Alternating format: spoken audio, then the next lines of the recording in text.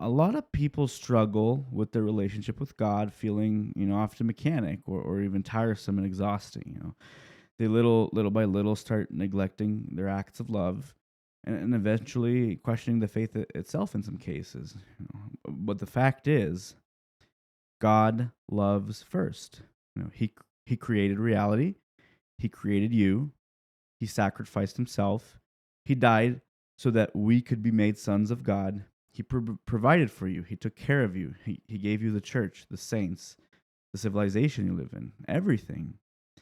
The modern philosophical approach is often to push us towards doubting everything. They say that the certainty comes from the self first and foremost.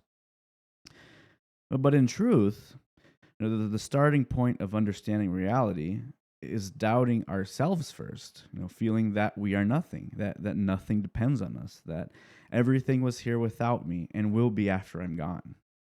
If you don't feel anything at mass, don't worry. And it's not about you. You are there to admire reality, not for reality to admire and cradle you. You are there to worship God and to thank Him with your life, not for God to infuse good feelings upon you and keep you in a state of perpetual ecstasy here on this earth.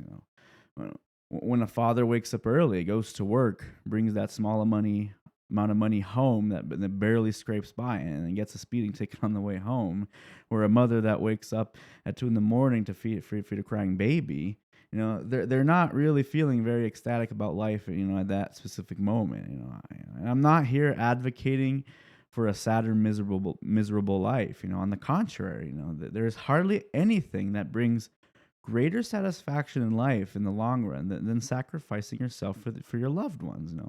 Love is analogous to a muscle. You want it to be consistently strong. You need to exercise it, whether you're feeling up or down. And I guarantee you will have these special moments where God seems to reveal the meaning of the universe to you, and you feel like you're right there contemplating Him face to face as an anticipation of heaven in this life. God works like that. Even here on this earth, you give a golden coin and He gives you back 100.